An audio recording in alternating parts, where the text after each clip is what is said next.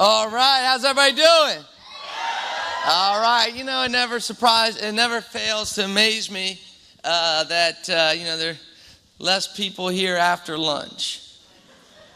They must have got everything they needed, they must know everything that they need to know, right? They must be already filled. Their tank is filled. Winners stay late every time. I point that out, because of... It's again always amazing to me as I'm working in the base shop how people will come. They'll say, "I want to be $1 million businessman. I want to be somebody. I want to make a six-figure income. I want to be somebody. I want to own a business. I want to be a business owner," and yet they can't even make it to Saturday morning training. And I say that obviously you guys are here, but I don't want you to feel bad when others don't make it, because the reality is they could have shown up to Saturday training. They just didn't. And what Jeff was talking about, you beat half the people just by showing up. General Patton said the closest thing he ever saw to war was American business. We all know to get ahead in the United States, you got to work for yourself. And all of us are blessed to be where we are. There are people right now, as we speak, people jumping over fences, digging under walls, swimming through seas, and literally risking their life to sit in the seat we're sitting in right now. It's true. People from all over the world, they leave their country, they leave their family, they leave their children, they leave their religion just to get a shot at American business. And most of them still fail. They sacrifice everything they've got, their family, their children, their country, just to get a shot at American business. And most of us that are born here, we can't even give up Saturday morning cartoons. We can't even miss American Idol or softball. We can't give up our bowling league. And then we have the audacity to blame our upline or trainer why it didn't work. This business is not only just like every other business, it's actually better. And see, that's something that we should all take pride in. I know a lot of times we sit here and almost apologize for our business and try to explain, it's a real business. It's just like anything else. But you know what? It's not just like everything else. In 2008 and 2009, it was the two worst years since the Great Depression for small business owners. If an average small business owner like myself, if I owned a restaurant in the last 3 years, I'd be out of business right now. If I owned a car dealership, I'd be out of business right now. An average businessman, small businessman like myself would be out of business right now. It was the two worst years for small business owners since the Great Depression. And not only did we survive, from 2008 to 2009, my income doubled. And from 2009 to 2010, my income doubled again. We didn't just survive, we thrived. Why? Because this business and this system is special. I hope we know how special this company, this system, and this business is. I mentioned that every business goes through 4 cycles: the embryonic, the infant, the growth, and the mature. And it's amazing to see how well the deck is stacked for our favor. There really is like a perfect storm for Primerica. If I could rewind the clock, if I had a time machine right now, and I could turn back the time, give you $5,000 and the knowledge of McDonald's success, it would be better than winning the lottery. You'd go back 40 years in time, you'd buy your first McDonald's. The minute it turned a profit, you'd buy another one and another one. True or false? Because you would have been able to come in right before the growth phase of McDonald's. Well, I don't have a time machine, but what I do have is something even better. The knowledge that our company, Primerica, is entering into its growth phase. See, we talk about how our company's been around for 4 years now? 34 years is a long time. It's strong, it's long enough to know that it's not some fly-by-night. It's been around. It's on this, New York Stock Exchange. It's been around for 30 years. That's good, right? But compared to all the other financial companies, because you have to compare it not based on another company, but based on another company in the same industry. New York Life, over 100 years. MetLife, 1800s. AIG, 1845. Morgan Stanley, 1904. Merrill Lynch, Smith Barney, over 100 years old. So all other big financial companies that you've heard of are over 100 years old. So 30 years is long enough to know it's a stable company, but it's still a baby in the industry. MetLife, New York Life, they really hit their stride in about the 50s, 60s. That's when they hit their pop. That's when they were going in that growth phase, which was 50 years, 60 years after they got started. Now think about that for a second, because we're getting ready to go through our growth phase. We're getting ready to explode in our business because, 5 years ago, what we do is we help people financially. Did people need that help 5 years ago? Yes. But do more or less people need it today? More. As a matter of fact, we're at a time where the demand for what we do is at an all-time high. More companies, more individual families need financial help than ever before. True or false? Which, for an aspiring entrepreneur, that's exciting enough. But if you couple that with the fact that the supply of the people helping is at an all-time low. The demand, all-time high. The supply, all-time low. I read an article not that long ago. It said 80% of mortgage companies and mortgage brokers are gone. Now, nobody does exactly what we do, which, put together a financial analysis for free for the middle class. But even if you packaged it up individually, 80% of mortgage companies gone. 50% of banks gone. Insurance companies and insurance agents gone. Investment companies, investment brokers gone. Bear Stearns, Lehman Brothers, gone. Imagine how many smaller investment companies didn't make it. We're sitting at a time when more people need the help, but there's less people helping. In my humble opinion, that represents the largest, best business opportunity you and I will ever lay our eyes on. But that's not even the most exciting part. The most exciting part is about the talent pool. Do you know why some of the greatest American businesses were born out of the Great Depression? Because of how much talent was on the sideline. There was like 25% unemployment in the Great Depression. People that just a year before, was making a strong income running a company, CEO of a company, was now out of work. So you could get somebody that used to be the president and they would settle for vice president.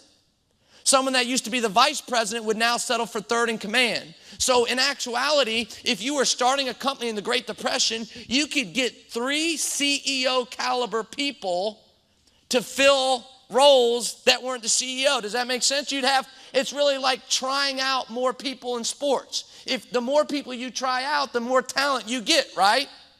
Well, when you have more people on the sideline looking for opportunity, the better team you can assemble. Let me give you an example. The number one money maker in our office in Florida. The number one money maker in our office in Florida was a couple by the name of Will and Pauline St. Jean. First month license, they wrote 20,000 of personal production. Went RVP in 18 months. First month, made $8,300 in their first month.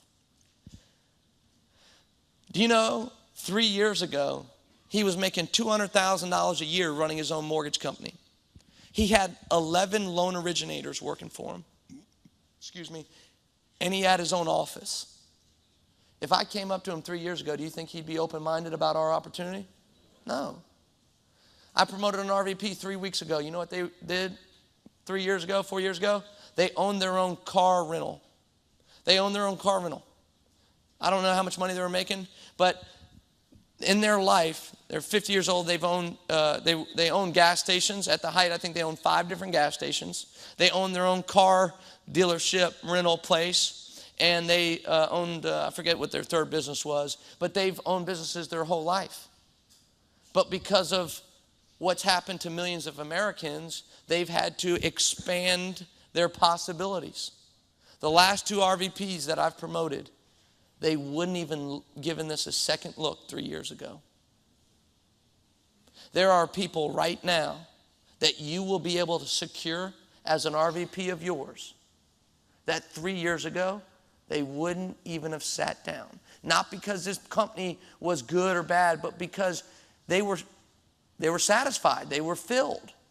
How many people now have gotten pay cuts, layoffs, hour cuts? How many people are now no longer trusting corporate America as their way? How many people's eyes have gotten opened? Well, let me tell you, human nature, short memory. A couple years from now, people are going to forget about how the companies dumped them when they needed them most. They're going to forget about how bad it was if you were an employee and you lost it.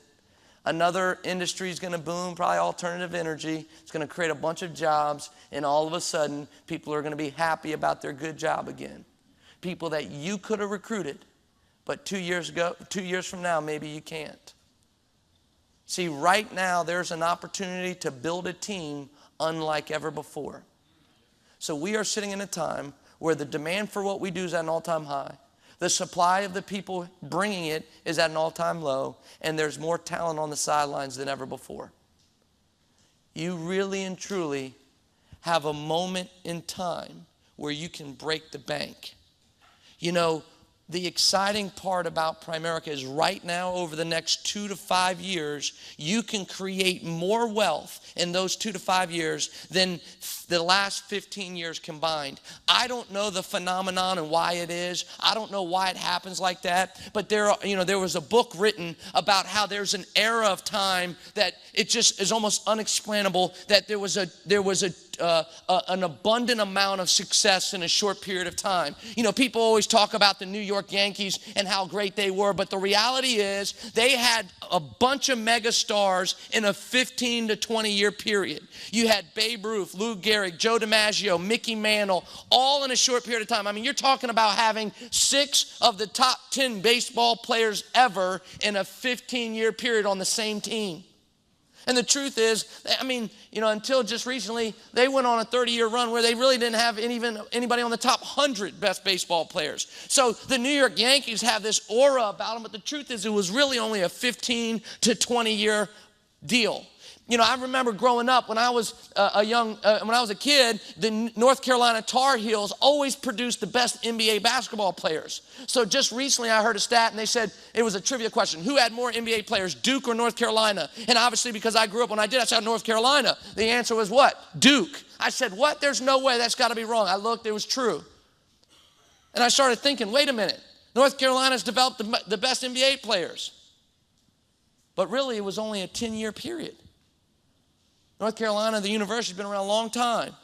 But in a 10-year period, they had Michael Jordan, Kenny Smith, James Worthy, Sam Perkins, Vince Carter, Jerry Stackhouse, Rasheed Wallace, Antoine Jameson, all in a 10-year period. There was a time, you know, they talk about Harvard and how great of graduates came out of Harvard, but they talked about how really it was just this period of time, 15 to 20 years, when these spectacular people were graduated from Harvard.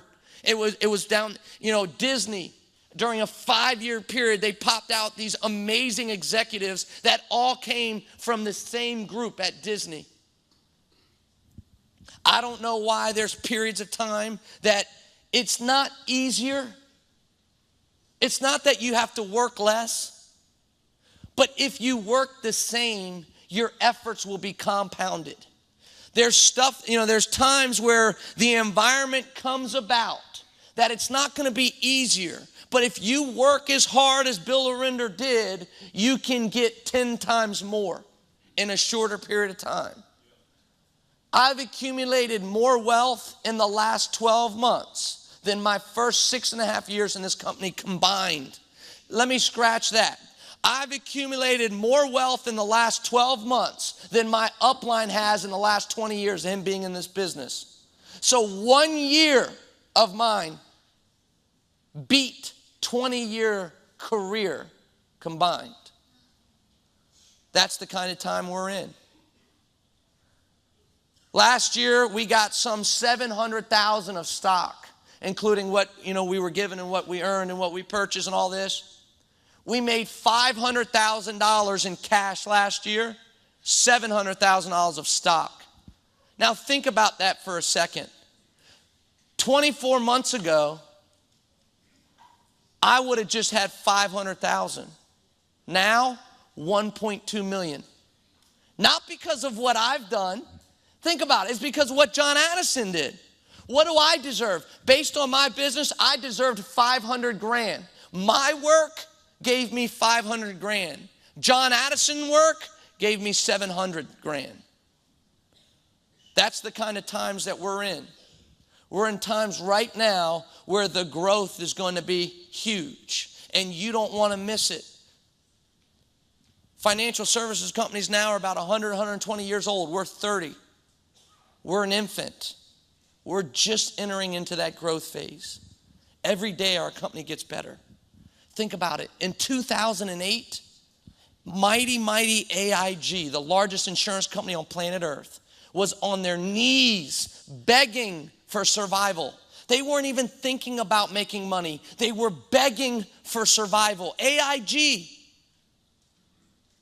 Wachovia didn't make it. Washington Mutual didn't make it. Bear Stearns, Lehman Brothers didn't make it. Bank of America probably wouldn't have made it. Citi wouldn't have made it. Think about how many companies out there didn't make it. These huge companies that everybody thinks is prestigious, everybody looks up to, they wouldn't have made it, or they needed bailout money to make it. And little old Prime America made think about this, made $600 million of pure profit in the pocket in the same year. In the same year, AIG was begging on their knees for survival. That's not a Brett Burke's opinion. That's a Wall Street fact. That's a Wall Street fact. In the same year, those guys didn't know which way was up.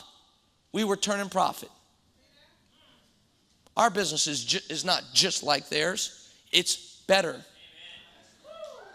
It's a better structure. It's got a better system.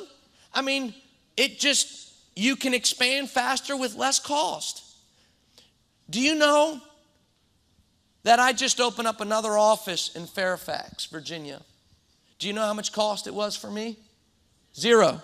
How much cost was it for Primerica? 0. Was it more revenue for me? Yes. Was it more revenue for Primerica? Yes. So we are able to expand our company without borrowing money and without having expense first. If you told a businessman that, they would think you were lying. What do you mean you have another store without borrowing money? What do you mean you open up another location without cost? What are you talking about?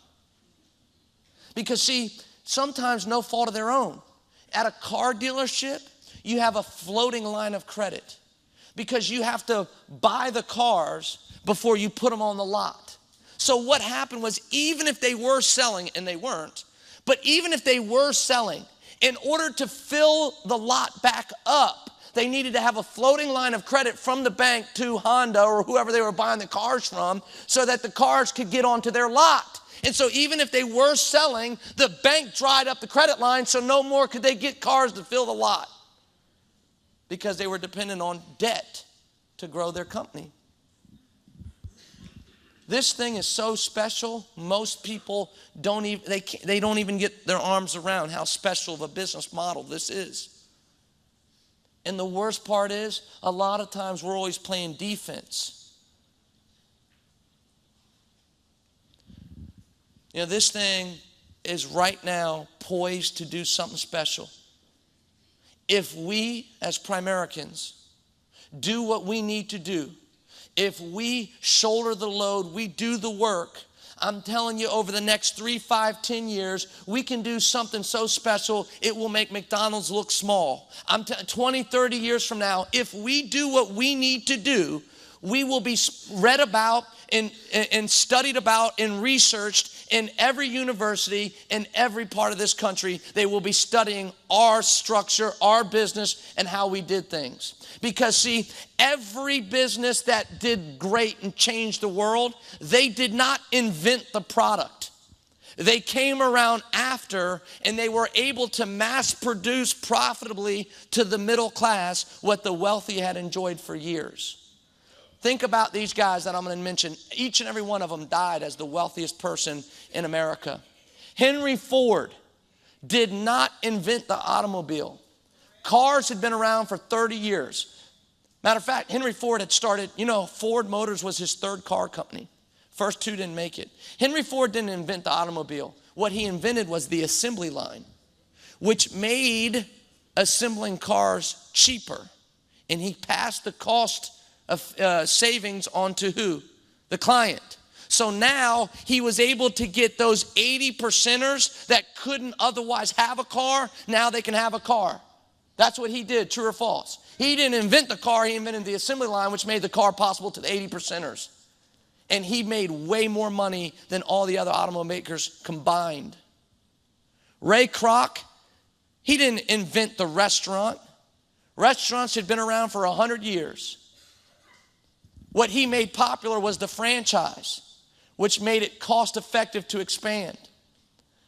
He did the duplication in the simple system so that they could pass the savings on to the consumer.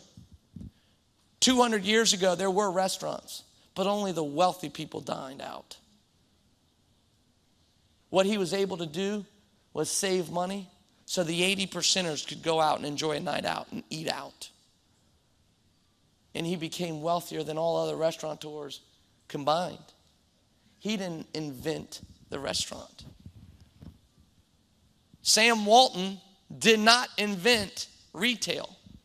Sears, Roebuck, Montgomery Ward. He came up with Walmart, which used economies of scale to bring costs down, and he passed that cost on to the customers. So the 80%ers shopped at Walmart. And he became wealthier than all other retail combined.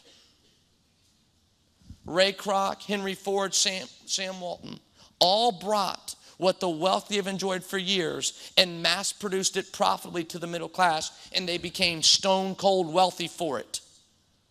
Hey, we didn't invent financial planning, financial coaching, and financial advice. It's been around for 100 years. But what we're doing is we're mass producing it profitably to the middle class. We are bringing financial help to the 80%ers. Financial services is larger, more lucrative, and more profitable than automobiles, retail, and food. It's a larger industry, and it's more profitable of a product as service. Think about that. If you thought McDonald's was a good story, a good business, a good run, if we do what we're capable of, McDonald's will look like a hot dog stand. But we got to make sure that we shoulder the load. The truth is, somewhat disappointed in the field's response to what the company has done.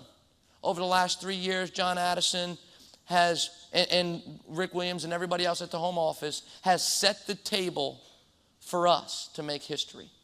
And right now, we as the field have to shoulder the load to make sure that we go out there and make this a household name. This isn't just like every other business. This is better than every other business. But you start today, you are a CEO. You are the business owner of your business. So in some essence, you're going to have to do the same thing you would have to do if you started any other business. So let's say you're getting started. You are the CEO of your own company. Now, to better understand what that means and what you have to do over the next 30, 60, 90 days, let's forget about Primerica. Let's forget about finance. Let's say that we were going to start a business. We were going to start a restaurant. We already have the mission. We already have the plan. I have a slide for this if we want to put it up. We have the mission already. We have the plan already. We're starting a restaurant. Let's say, I don't know if you guys had friends or family when you were younger that always dreamed about starting a business. I had my buddies, right? So let's say we've been good friends since high school. We're starting a restaurant. We already have the mission. We already have the plan. The plan, open up a steakhouse on Main Street. The mission, provide quality meat at a reasonable price and make sure we turn a profit within 3 years, because the average small restaurant usually doesn't turn a profit right away. So what's the action steps? What are the things we have to do right away? What's the first thing, we're going to think about? Yeah, we already have the business plan. That's what I said. We have the plan. We have the mission. We're going to need what? A location, right? We need a location with tables, chairs, ovens, dishwashers, the steak, the wine, etc. Now, next to that, we put dollar signs, right? Looks like 7 of them. Why? Because that costs money to do that, right? The number one reason why everybody wants to work for themselves, the number one reason why they don't is what? Lack of money. You want to start a big, nice restaurant, you're looking at $1 million or more. Even a hole in the wall is going to run you $250 or more. What else? Well, I've never started a restaurant, but I do know there's licenses required. You need a liquor license, occupational license. You need certain permits. You have to be FDA inspected. Make sure there's no rats running around, right? Fire codes, health codes, whatever it is. What else? Right. We call it human resource, like human resources. Hiring and training employees. Well, I like calling it build a team so that people feel like they're a part of something special. They have a common goal or a common, a mission. But regardless of what you call it, you have to hire and train a cook to cook, a server to serve, a bartender to tend, a host to host, and a manager to manage. True or false? True. Okay, as a matter of fact, all 4 of these things are vital. But if there's one that's more, not just important, they're required. They have to happen. If you don't do all 4, you don't have a business. But if there's one that's more important than any of the others, it's that one right there, build a team. See, so you'd want to put an asterisk next to that, because your team is only as strong as its weakest link. You must surround yourself with strong people. Now think about this, guys. They say 9 out of 10 small businesses fail. Why? Everybody has strengths. Everybody has weaknesses. And if you're by yourself and you're doing everything, then your weaknesses are going to get exposed. Let's say my strengths were sales. My weaknesses were accounting. Well, if I'm by myself as a business owner, I have to do both. I have to do sales and I have to do accounting. Why do you think my business is going to fail? Probably because I didn't do the right thing with cost cutting, or I didn't do the right thing, tax or loan, whatever. See, everybody has strengths, everybody has weaknesses. If you're by yourself, your weaknesses will get exposed. But if you surround yourself with a good team, you make sure they're strong where you're weak. And now all of a sudden, you don't have a chink in your armor. That's why you have to surround yourself with good people. That is the number one most important thing when building an organization. Think about this. I could have the best product on planet Earth. Let's say this is the best product on planet Earth. But if I don't have a great marketing team, nobody's ever going to know about it. I could have a great marketing team, but if I have a terrible accounting team, they could cook my book so quick I'd be out of business before I started. One bad loan, one bad audit, one bad turn, one bad gone. What could be more important in starting our restaurant than finding the right chef? If we were smart, we'd probably talk to that chef. We'd probably give him part ownership, right? Because if he cooks with his heart, we could probably do something good, right? But if he cooks like it's some job, we might lose it. John Wooden, the best college basketball coach of all time, he said what? I don't care how much you know about basketball. You can know all the X's and O's. You can have the best system. You can know everything there is to know about everything there is to know about basketball. But if you don't have talent on your team, you won't win ball games. Is that true? Think about it. Phil Jackson might be the greatest basketball coach of all time. You take Kobe Bryant off the Lakers, they're not winning championships. Phil Jackson might be a great coach. You take Michael Jordan off the Bulls, they're not winning championships. Hey, Bill Belichick might be the greatest football coach. You take Tom Brady and some of those guys off the Patriots, they're not winning Super Bowls. How do I know that? He coached the Browns, and they didn't even make it to the playoffs. See, you could be the smartest businessman on planet Earth. You could be the smartest businessman on planet Earth, and you could have the best idea and the best product on planet Earth. If you don't have talent surrounding you, you won't win in American business. Let's take a look at the history of business. You know the guy that invented Coca-Cola? Neither do I. But you know how much he made? How much money he made for inventing it? Nothing. The guy that got it sold it for $500. The person that bought it for $500 became a multi. Three people all had the same product at the same time. One made nothing, one made next to nothing, and one became a gazillionaire. That's a gazillion with a G. Why? Because he had the right team surrounding him and the right vision. Now think about it. Who was the smartest of the three of them? The first guy. He concocted it. He was the brain behind it all. He invented it. He made it. It was his idea. He was the smartest, yet he made the least. Think about McDonald's. The guys that started McDonald's, the McDonald's brothers. They made $1 million, $2 million. Ray Kroc, who bought it, made billions. Two guys both had the same idea at the same time. One made a couple million, one made hundreds and hundreds and hundreds and hundreds of millions of dollars. Why? Because he had the right team and the right vision. Your team is only as strong as its weakest link. Building a team is single most important thing when you're building an organization. What else? Well, of course, you got to build a client base. A business without clients is a business without money. Now, people say, oh, you got to advertise. You got to market. Well, advertising is a means to an end. Why do you advertise? To get clients. You don't have to advertise, but you have to get clients. If you could get the same amount of clients without spending $1 million on advertising, you'd want to do that, right?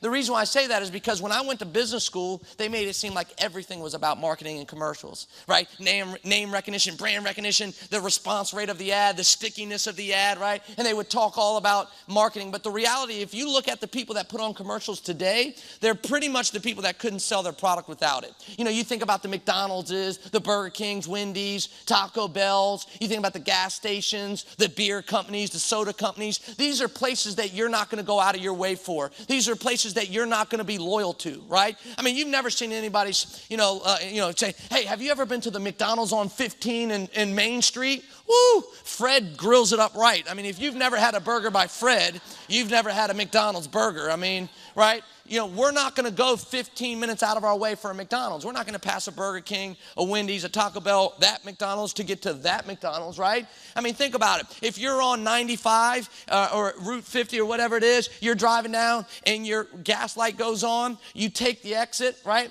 On the exit, you see a Texaco, you see a Shell, you see a BP, and you say, what? There's no Exxon? You get back on the highway and keep going. You're not going to be loyal to that, to Exxon. And so for lack of a better word, they have to, brainwash us or program us to think of their name at all times. See, as soon as hunger strikes, we think of the Nachos Bel Grande cheese sauce we just saw, and look, there's a Taco Bell right there.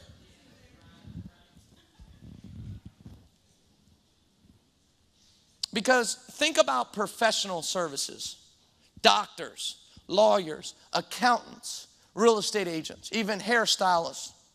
I'd be willing to bet of 1,000 people here, none of us go to a doctor because of a commercial we saw. Think about it. How do we find our dentist? Referrals. My family, my friend. I'd be willing to bet that nobody gets their hair cut because of a commercial. Well, except maybe, I don't know. Nah, nobody gets their hair cut because of a commercial. It's a referral, it's their friend, it's their family, right? And see, we're loyal to that. Men will drive 15 minutes out of our way. We'll pay $5 more for the person we like to cut our hair. Women, they'll drive an hour out of the way and pay $100 more for the person they want to cut their hair, right? I drive past 3 different dentists to get to the one, my dentist, right? Because I'm not going to just let anybody in my mouth. That's my dentist. So I drive past 3 different dental offices to get to the one that I'm comfortable with, the one that, that I use. Does that make sense? See, we're loyal to them, and that's why when it comes to professional service, the best way to grow financial services is what?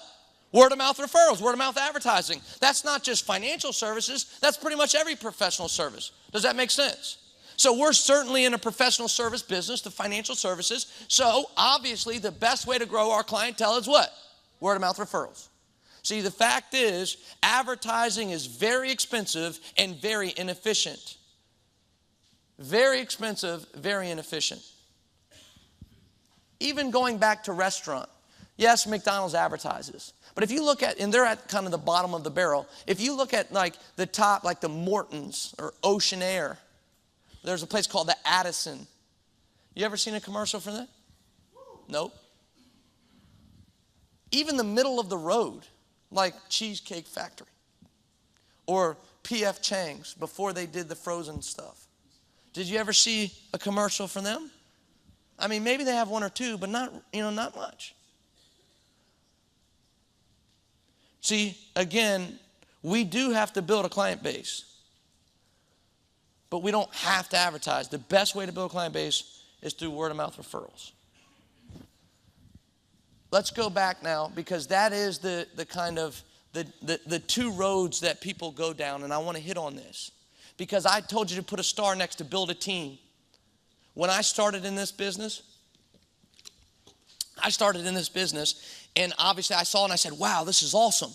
Who do I know that needs to, get some insurance? Who do I know that needs to save money? Who do I know that needs to get out of debt? Who's going to be the clients? Who can I get referrals from? Who's going to be the clients, right? I told my father about the business. He says, wow, that sounds great. Who do we know that needs to invest money? Who do we know that needs debt? Who do we know that needs to some insurance, right? And we're thinking about what? How to build a client base. Because, at some point, somebody's got to sell the product, right? At some point, somebody's got to sell the burger, right? So we're thinking about what? Where do the clients come from? And usually one of the biggest questions you get from people is what? Okay, so where do the clients come from? And all that shows, though, is that they've never built a business before. They've never built an organization before. I had never built an organization, because if I had, I would know the most important part of an organization is the personnel. The most important part of the organization is the personnel. So people that have built organizations think about what? How can I build the team? Let me give you an idea. Because the Cowboys are so bad, let's say you started a new football team, all right? Boo. All right. Let's say Houston doesn't have a team anymore, right? So let's say you just inked a deal. Oh, they do have a team, don't they? San Antonio. So let's say you just inked a deal. With the commissioner. You just bought the rights to build an NFL team in San Antonio. You're driving back. What's the first thing you do? Who am I getting? First thing is personnel. The first 2 things are personnel. First, personnel, front office. Head coach, GM, scouts, assistant coaches. Once we got that, what's the next thing? Personnel. Who's the team? quarterback, running back, wide receiver, offensive lineman, true or false? First thing you're going to focus on is personnel. Imagine I just inked a deal and you say, okay, who are we going to get to the stadium? Well, where's the stadium? Oh, I don't know. Well, who are you going to have? I mean, who's playing? Well, I don't know. I mean, don't you think that if you inked somebody like Tom Brady, that would be one of the tools you would use to get the clients out? You get the right personnel, the clients will come.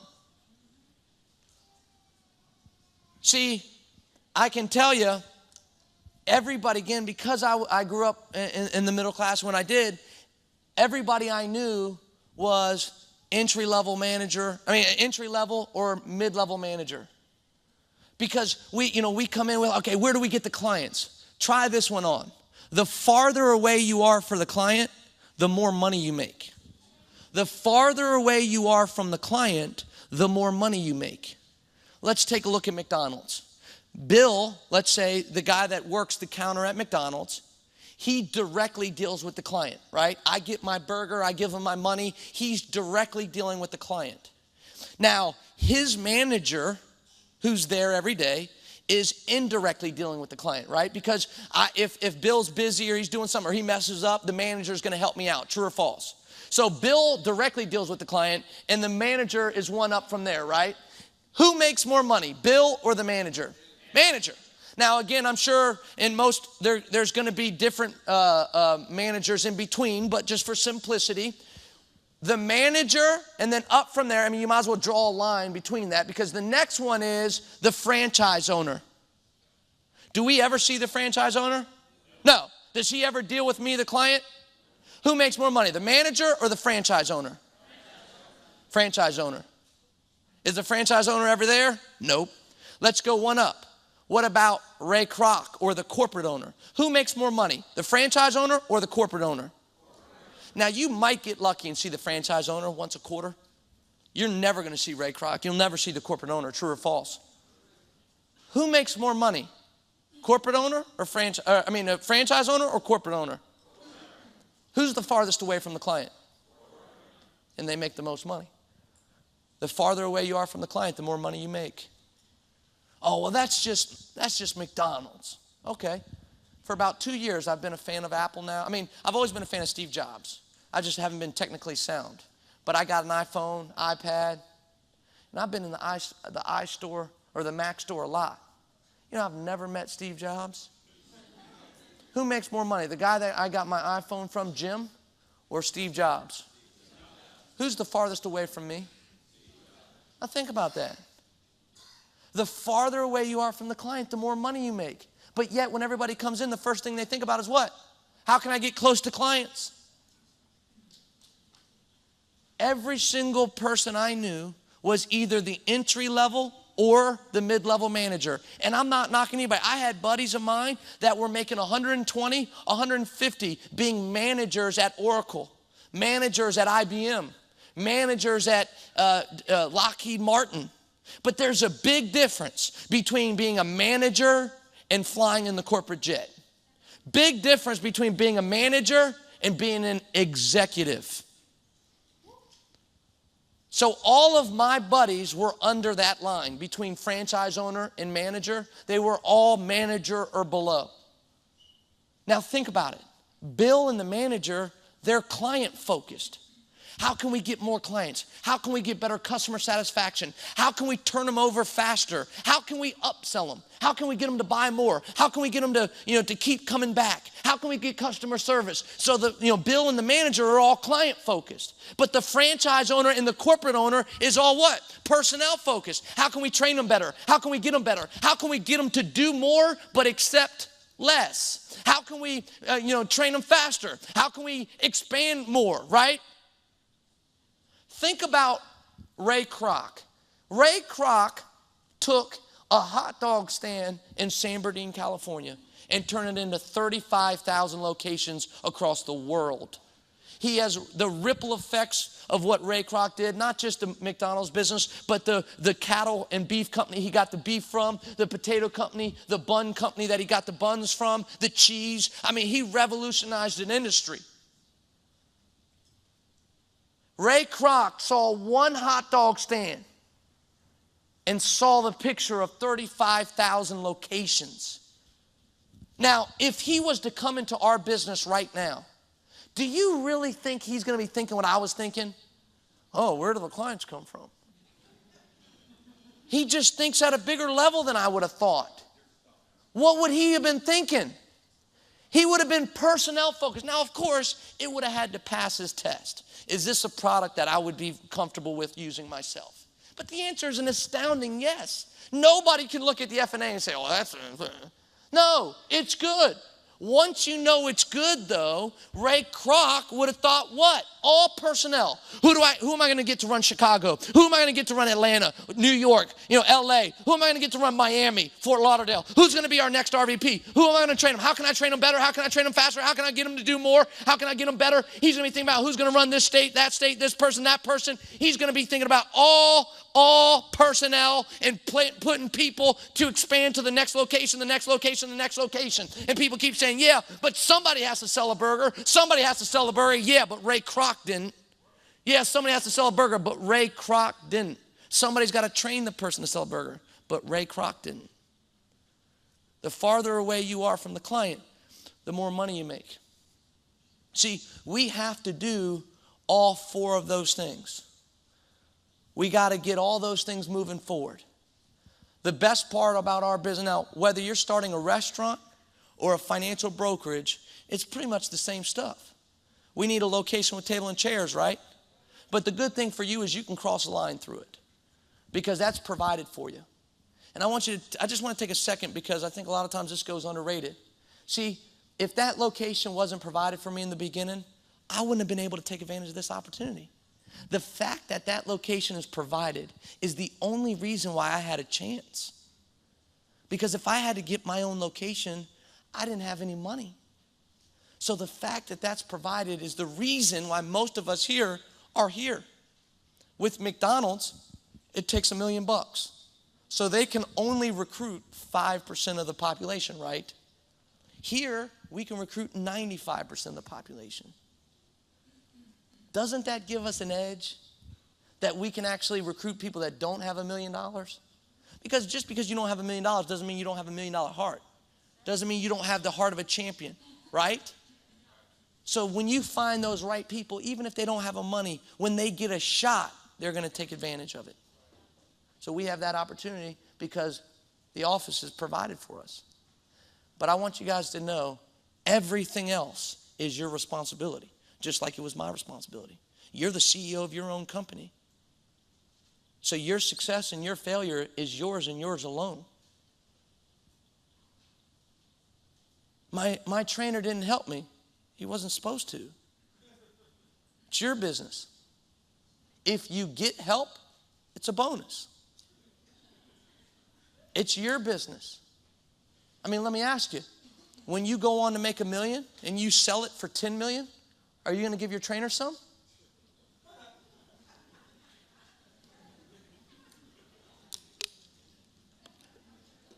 Any help you get would be bonus. So those three things you would have to do whether you started a car dealership, restaurant, or clothing line. You got to get licensed, right? We don't deal with the FDA, but we do deal with the SEC and the NASD. Do we have to build a client base? Of course. A business without clients is a business without money. Do we have to build a team? Well, if you want your own office, you got to staff it, right? Those three things we have to do all at the same time. See, one of the biggest reasons why someone like myself could be successful here is this. You know what they say? People learn from their own mistakes. But wise people learn from other people's mistakes. The reason why we can speed up your success is I can help you avoid the mistakes that I've made and that I've watched others make. Now, some mistakes, the consequences are nothing. I mean, not even a slap on the wrist. Better luck next time, go get them, buddy. But some of the mistakes, the consequences could be fatal.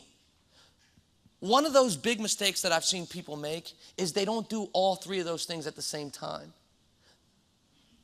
They wait. They do one, maybe one, two. Could you imagine if you ordered the steak, but you didn't have a cook cooking? What would happen to the steak? It would go bad. What if you had a cook and steak but no clients? Now you have cook steak that goes bad. What if you had a cook and clients but no steak? You get the idea. You can't do one. You got to do them all at the same time. Now, see, too many people, they come and they start overthinking the business. They think too much. And they think to themselves, how can I possibly build a team and build a client base if I don't know what I'm doing? Now, here is why you could be very successful very fast. Even though, the trainer is not necessarily obligated to help you, I think it becomes very, you can get success very fast when they do. Right? When it comes together, it can have explosiveness, right? Here's what happens. If I waited to learn everything and to get all my licenses before I did anything, well, wait, you never learn everything, right? So let me rephrase it. If I wait to learn enough and get all my licenses, well, what's enough? I mean, when do you cross that line where, hey, I'm now learned enough? But let's say I'm there studying and taking tests for 6, 8, 10 months. I can tell you, I didn't come here to take tests. I didn't come here to study. I probably would have quit from sheer boredom if all I did was learn for 6, 8 months.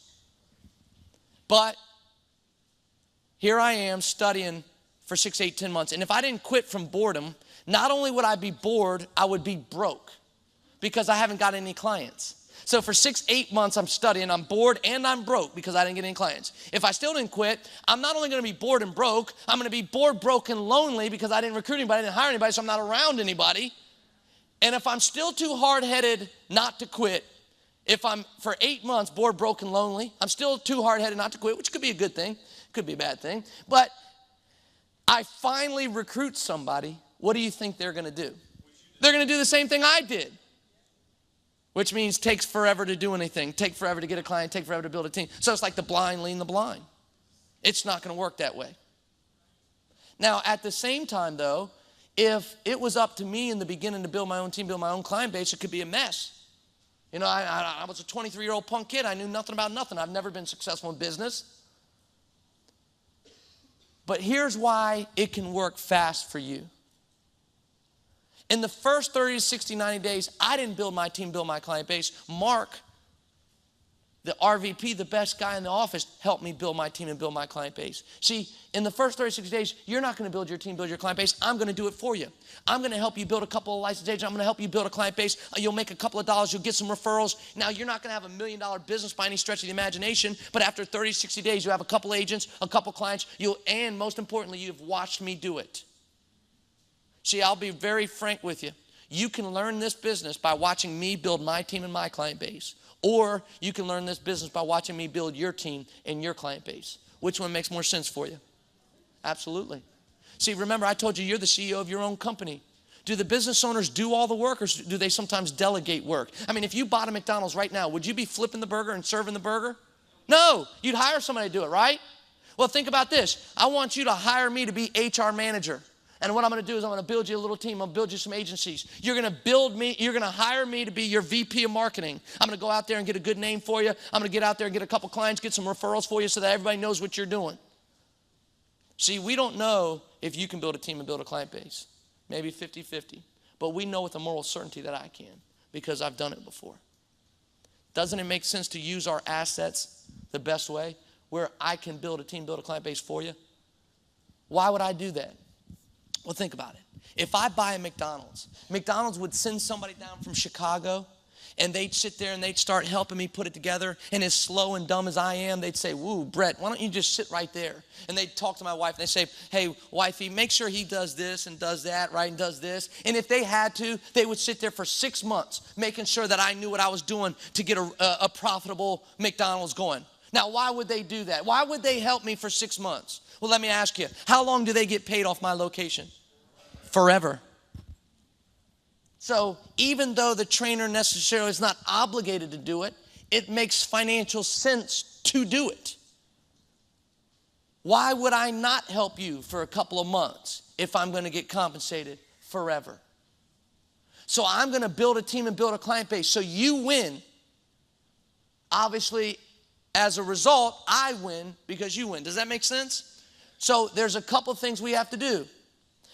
When you come to building a team and building a client base, a lot of times people get overwhelmed. They think too much. What do I do? How do I do it? What do I do? It's a very simple, as easy as 1, 2, 3, right? A, B, C, 1, 2, 3. Build a team, build a client base. I want you to do this. Put a T chart across your page.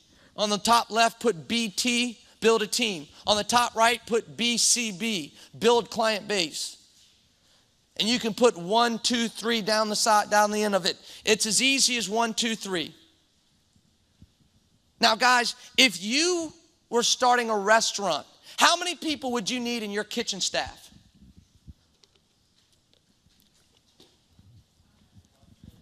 Yeah, it depends on the size of the restaurant, but let's just say 5. If we need 5 at any one time, are we going to hire 5 people? We're going to do what? Hire more than 5. So let's say we hire 10. If we hire 10, are we going to interview 10? No, we're going to interview more than 10. If we interview more than 10, let's say 30, are we going to call 30 or are we going to call more than 30? Call more than 30, right? So let's say it's 100 we call. So we're starting a restaurant. We need to hire a kitchen staff. Number 1, we need to get these 100 people. So we need to get 100 people that might fill the role of kitchen staff. So number 1, write prospect. All that is, it's a business term, but really all it is a name and a phone number of somebody that might fill the role of kitchen staff. How do we find these potential kitchen staff? Well, A, if we're starting a restaurant, it's probably because we've already been in the restaurant business, right? So we know other people that are good cooks. So A, hot market, people we know that are good. Why? It's the most effective and most efficient.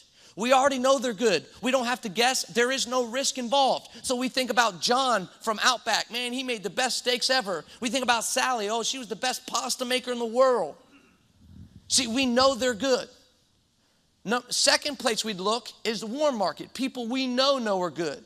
So we know other owners and other managers of restaurants. We ask them, who do they know that are good? Now draw a line, because C is the cool market. We don't want to deal with the cool market. But you got to hire a kitchen staff. See, and I want you guys to get this part. Could you ever imagine a restaurant that didn't work because it didn't hire a kitchen staff? Now, think about that for a second. You would never, ever let that be the reason you didn't make it. Never. Not hiring a kitchen staff is not an option. Does that make sense? Could you imagine if I see a buddy and they say, hey, how'd that restaurant go? Oh, man, just didn't make it. And they go, oh, really? What did the market just didn't take to it? You didn't get enough revenue, you didn't get enough people in? Well, no, we had plenty of people in. Oh, really? Was it the cost, the rising cost of food? Rice is high, wheat's high. It was the rising cost. No, it wasn't the rising cost. Well, what was it? Why didn't it make it? Well, I just didn't hire a cook. You didn't what? But see, think about that though. That should never be the reason you didn't make it. But 9 out of 10 people that don't make it in Primerica, that's the reason. So letter C, we don't want to do it, but if we got to hire a kitchen staff, then we go, cool. Why don't we want to do it? Because it's the most expensive and the least efficient. It's the most expensive because it takes the most time and it takes the most money, and you get the least talented people. See, you want to put an ad in the paper to find a cook? Very expensive. You want to do a monster deal? Very expensive. If you're looking for a kitchen staff and you do it, who's going to send you resumes? Who's going to look at that ad? People that are out of work. And most of the time, not all the time, people are out of work for a reason. You're going to get every single person that's been through 20 different jobs, kind of like how I was and they're going to send you a resume. And what are they going to say on that resume? They're going to say whatever they think you want to hear. See, if I needed a job bad enough, I'll tell you I'm a good cook. I'll learn it. I need a job. Do you know how to cook? Yeah. Well, what do you cook? Well, I cook toast. And if I have to, I'll tell you whatever I got to say because I need a job. But think about that. The cool market, very expensive, very inefficient. We don't want to deal there. So hot market, warm market. But now that we have 100 names and numbers of people that might fill the role of kitchen staff, what's number 2? What do? We call them. Hey, John, I don't know if you remember me and Bill from Outback. Listen, man, we thought of all the cooks in the world, we think you're the best. You are the top dog, and we want you to come with us and start the restaurant with us as the cook, the executive chef. Are you in or out? He says no. What do? Next, right? Next. Now, do you get your feelings hurt? No. I'm telling you, one of the big mistakes people make in Primerica is they get their feelings hurt. He didn't say no as a personal insult. It wasn't anything negative. As a matter of fact, he didn't even say no to me. He said no to the opportunity. Have you ever heard in business, it's nothing personal, it's just, man, I can't tell you how many people take no personally in this business. Do not take no personal in this business. I can prove it to you mathematically, algebraically, that no equals money for you. See, the more no's you hear, the more yeses you hear. True or false? So increase in equals increase Y, right? The more no's you hear, the more yeses you hear. Fact.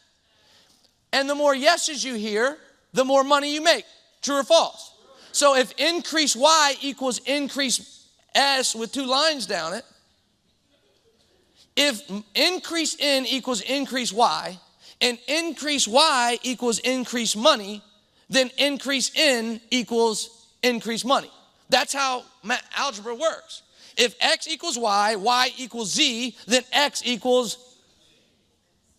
If more no's equals more yeses, and more yeses equal more money, then more no's equal more money. In American business, no equals more money. Never take it as a personal issue. As a matter of fact, he didn't even say no to me. He said no to the opportunity. He has been at Outback for 15 years. Outback's a strong, stable company. It's been around for a long time. Me and Bill are getting started a restaurant today. It might not make it. Most restaurants don't, right? So what was he thinking? I've been here 15 years. Outback's more likely to be around. I don't think I should take a risk to start this company. True or false? Because think about this. If I called back and I said, oh, I forgot to tell you, I know there's risk associated getting with a startup company. Me and Bill are prepared to offer you $1 million a year for the next 30 years, no matter what. Restaurant makes it, doesn't make it, $1 million a year for the next 30 years. What's he going to say? Now think about that. Every single person that ever said no to me in my Primerica office, that walked out of my office, that didn't do it, if I offered them $1 million a year for the rest of their life, would they have done it? So then they didn't say no to me. They didn't say no to Brett Burks. They said no to the opportunity. The only thing that tickles me a little bit is they usually don't say no to the opportunity. They say no to what they think the opportunity is, which tickles me a little bit, but that's okay. They never say no to Brett. They say no to the opportunity. Don't take it the wrong way. And no's not always final either. Some of my best guys came after 2,500 no's.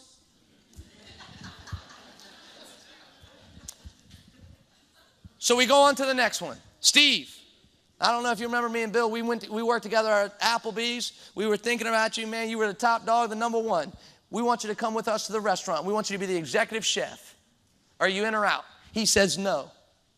Now we start getting a little bit smarter and we say, what? Well, maybe you can still help me out, Steve. Do you happen to know of anybody? He says, matter of fact, I do, Bill. So we called Bill, said, Bill, we heard, from Steve, and Steve said, are you in or out? He says, yes. And then we bring him down. Number 3 is what? An interview. Prospect, call, interview. Now, some say yes on the phone, some say no, so what? Next. Some say yes on the interview, some say no, so what? Next. Prospect, call, interview. Now, a lot of times people come in and they'll see the guy with the, the earrings and the tattoos and the pants around the ankle, and they go, man, they'll hire anybody around here. Me, I'm only going to hire good people. That's what I'm going to do. I'm going to hire good people. You know what? I wish I only hired good people too. I wish there was a sign on the forehead like, yeah, I'm really good. It's not a fake. It's not faking. I'm really good. I wish I could do that. But the reality is, you want to write this down. The only way to find quality is through quantity. The only way to find quality is through quantity. And here's a big mistake that people make in Primerica. Because, one of the best examples I ever heard was American Idol. See, American Idol was one of the best business ideas over the last 10 years. Not just a TV show, even though the ratings have set records, right? All-time ratings. But I'm talking about the business opportunity of American Idol. Because Simon Cowell, he makes them all sign a contract that Simon Cowell gets a piece of everything they do for the next 10 years. I mean, every tour, every single, every concert, every video they do, he gets a piece of it.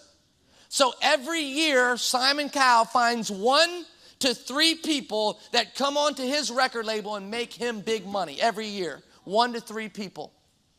And he makes $1 million a year off 1 to 3 people. But how many people does he audition a year? Well, let me help you. 1 million or more. There was 7 cities, and I remember it wasn't this year, but a couple years ago, Miami had 200,000 alone.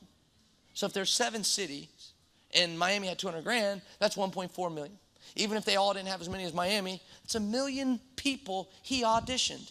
And all the time, it's so funny how people look at it. Oh, well, Simon Cowell, he's just got a good talent eye, or he's got good talent eye. He just auditioned the most people.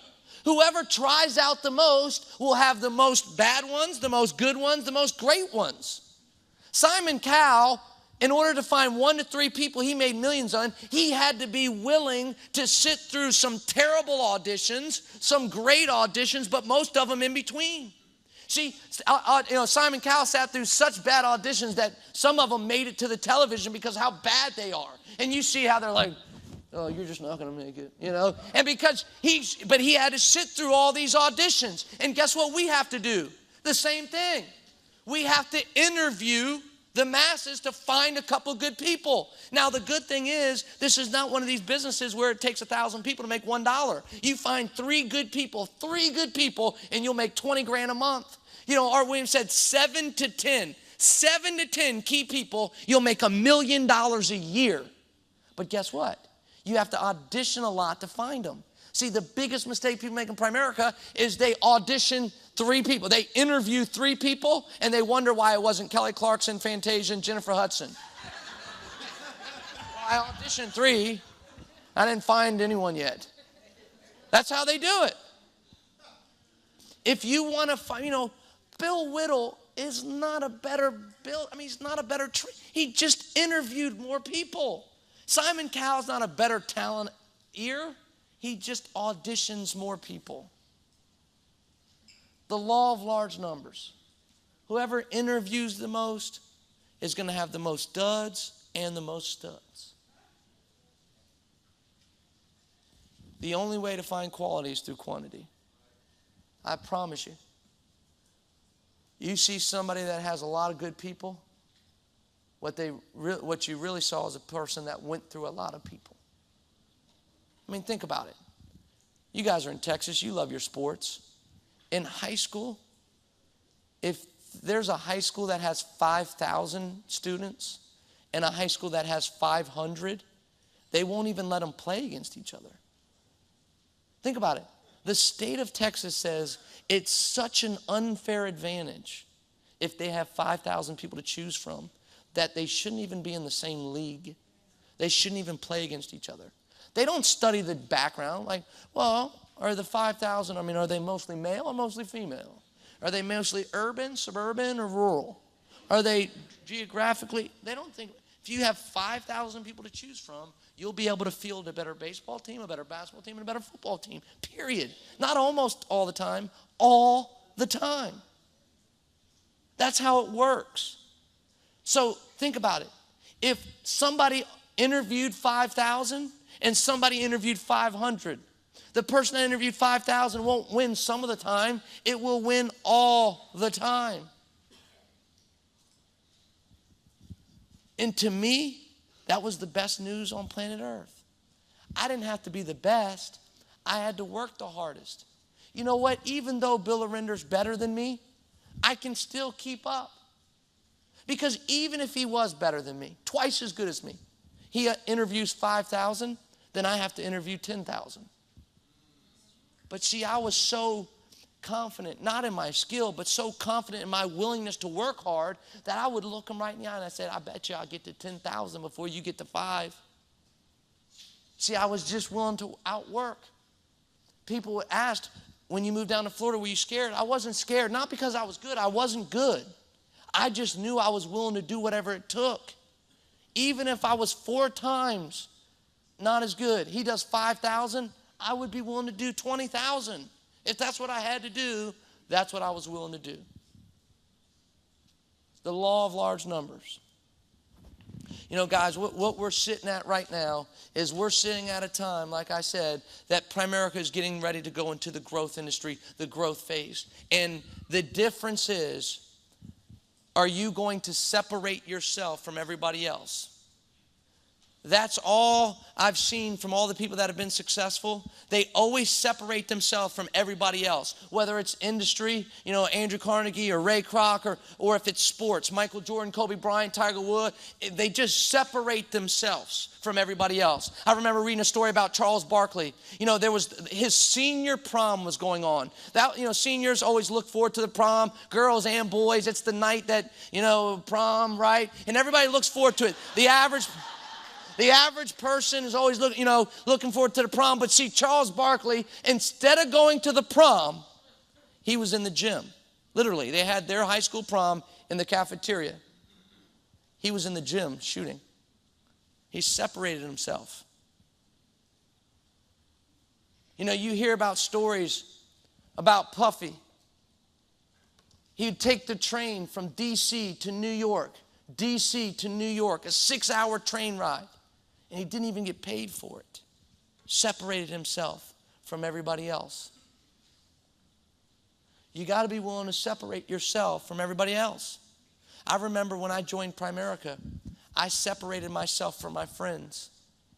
And you got to be willing to do this. I don't know what it's like, you know, but I know for 23-year-olds, hey, they were partying on Thursday night, going to happy hour Friday, sleeping in on Saturday. You'd go into their car and there'd be hip hop and rock and roll, you know. And so all of a sudden I started separating myself because I knew the fact was 5% of the people get what we all want. 95% only wish and dream about it. So what are you willing to do to separate yourself from the other 19? I mean, if there's 1,000 people in this room, 50 of us, 50 get it. The rest, hope and dream. What are you going to do that separates yourself from the other 950? See, when I started, I stopped going out Thursday, stopped going out Friday, woke up early on Saturday. Instead of listening to rock and roll and hip hop, I started listening to leadership and Bill Arender and Bill Whittle and John Addison. We'd go to, instead of watching MTV, I started reading a book at night. Instead of, if we were at a bookstore magazine, my friends would pick up Maxim magazine or Sports Illustrated. I'd pick up Forbes magazine. And all of a sudden, guess what? They started noticing it. They started noticing the fact that I wasn't out partying and drinking, and I got serious. And all of a sudden, I was talking different, and I was hanging out with different people. I was dressing different. I started separating myself from everybody else. I joined Primerica, and I separated myself from my friends because most people do what? They go to school, get good grades, get a good job. So what did I do? I started a business. But the separation just begun. Because when I started in Primerica, they recruited about 25,000 people that month. So I had a whole nother separation to do. My RVP said, hey, if you get to district leader in 30 days, you know, you'll separate yourself from everybody else. And so I busted my butt. I said I was going to separate. I was going to outwork everybody. There was a sign right next to my bed. It said this: do today what average people won't, so you can have tomorrow what average people don't, right? Be willing to do today what average people aren't willing to do, so that you can have tomorrow what average people don't have. So I woke up every morning thinking about that. I got to do something that's tough enough that will make other people quit, or I don't deserve success. So I'd bust my butt, and I got to district. I'm like, woo, separated myself, baby. And then I looked around, and everybody was a district. And he said, no, you need to get to division. If you're a division, you'll separate yourself from districts. You'll separate yourself. So I busted my hump. I was working hard. I'm like, yes, I'm a division, baby. I looked around. Everybody was a division. He said, no, it's RVP. Get to RVP, and you'll separate yourself. And I busted my hump. I worked as hard as I could. I got to RVP. I thought I went down to MIT. There was 500 people that got promoted the same 6 months I got promoted. He said, no. It just got started. Now that you're an RVP, you're in. Before, it was tryouts. You got to separate yourself from other RVPs. So I got on the game. Separate myself from others. Separate myself from other RVPs. Continue to separate yourself from others. Your work ethic, the amount of people you go through. You know, it's amazing how everybody wants to set the record.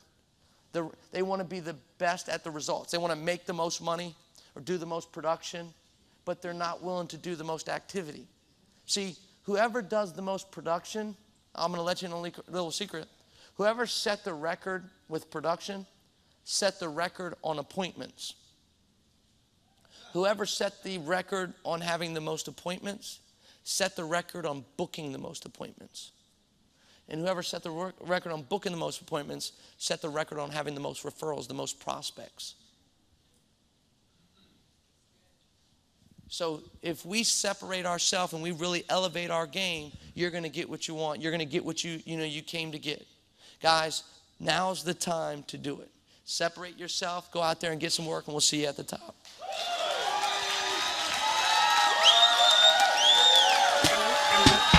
Na na na,